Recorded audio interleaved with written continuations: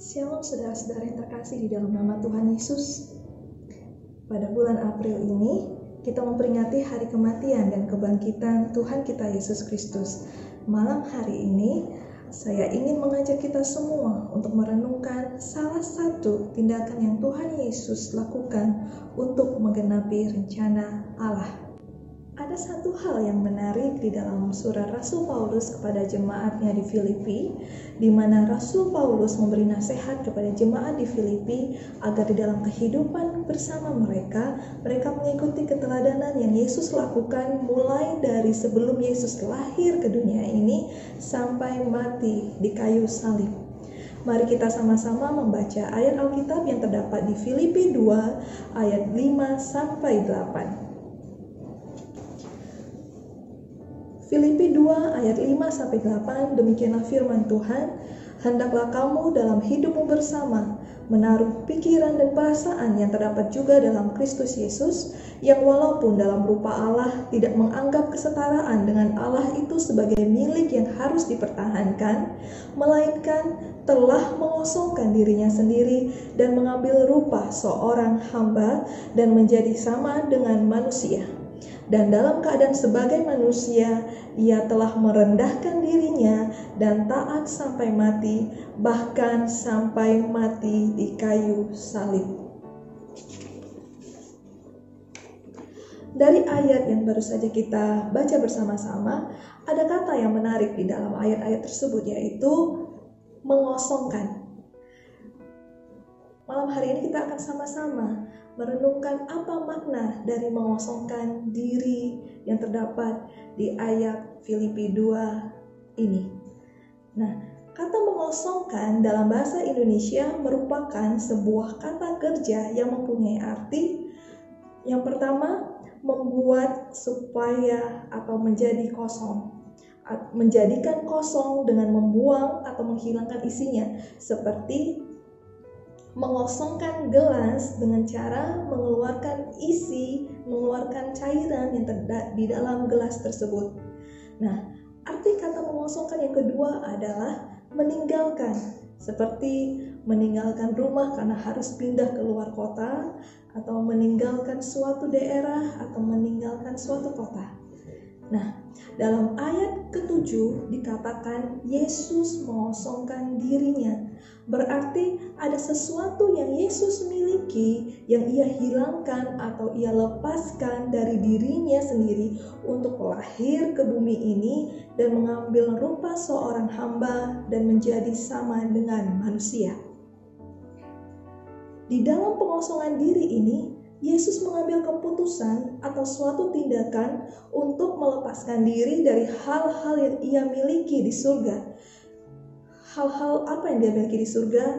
Ia memiliki kemuliaan, ia memiliki kedudukan, ia memiliki kekayaan, segala hak surgawi, bahkan penggunaan sifat-sifat ilahinya, ia tinggalkan demi turun ke dunia.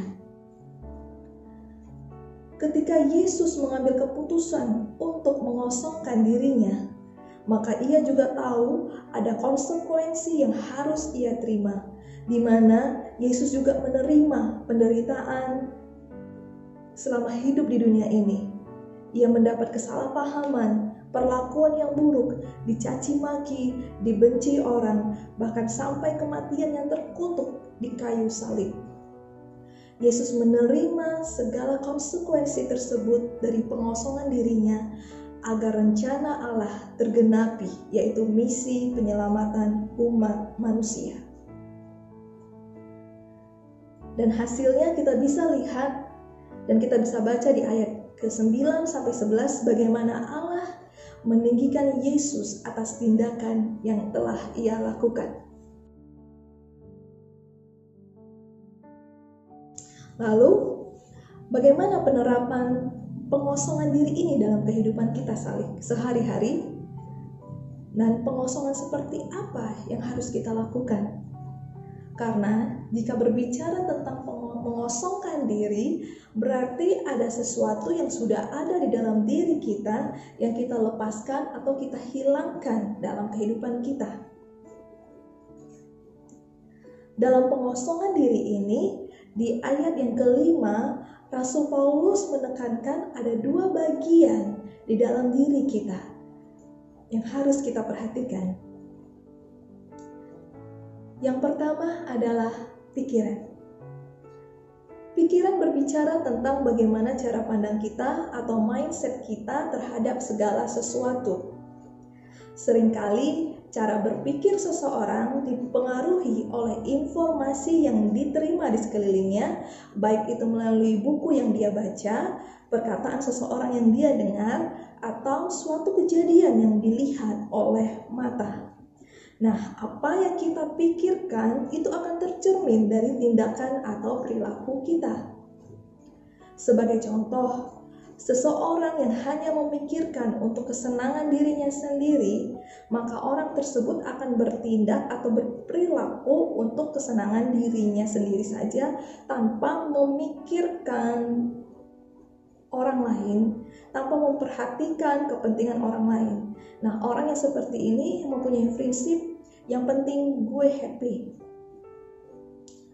Nah, dari hal itu, Rasul Paulus menasehatkan agar kita mengosongkan pikiran-pikiran kita yang buruk, pikiran-pikiran kita yang negatif, dan kita isi dengan pikiran-pikiran surgawi, yaitu pikiran-pikiran yang mendatangkan damai sejahtera dan sukacita oleh kebenaran firman Tuhan.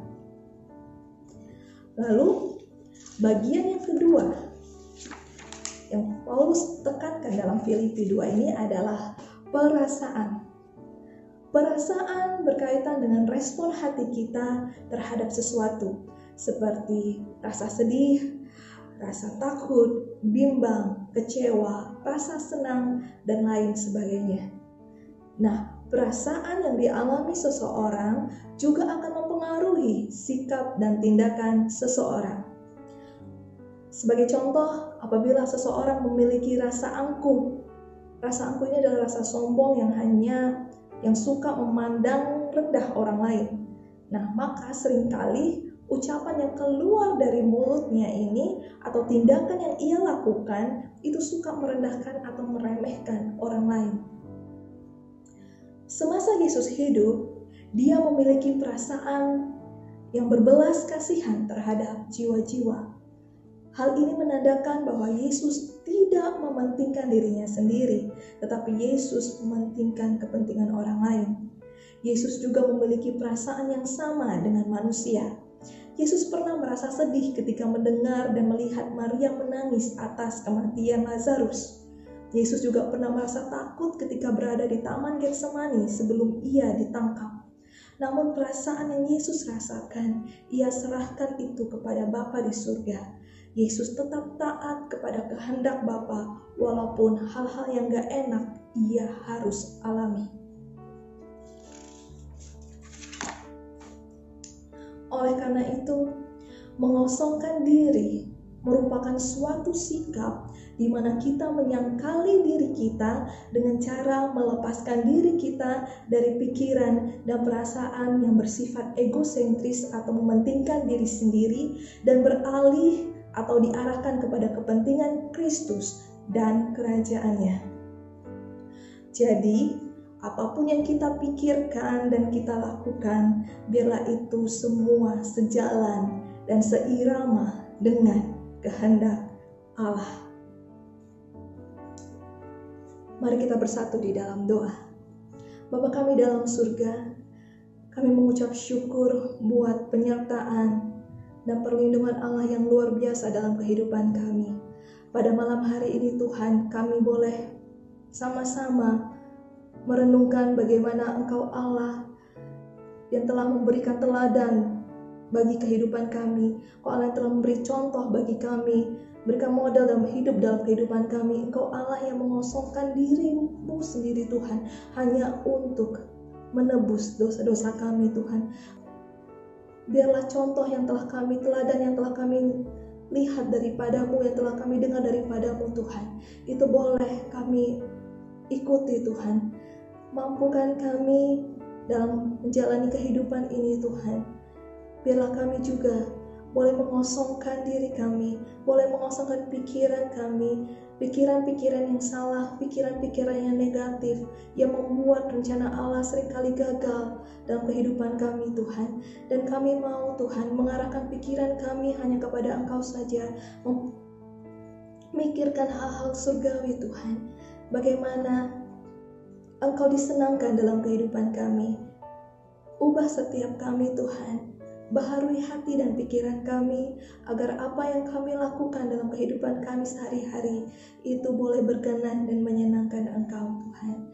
Terima kasih Tuhan Yesus untuk hari ini Tuhan. Kami mengucap syukur buat semua yang terjadi dalam kehidupan kami.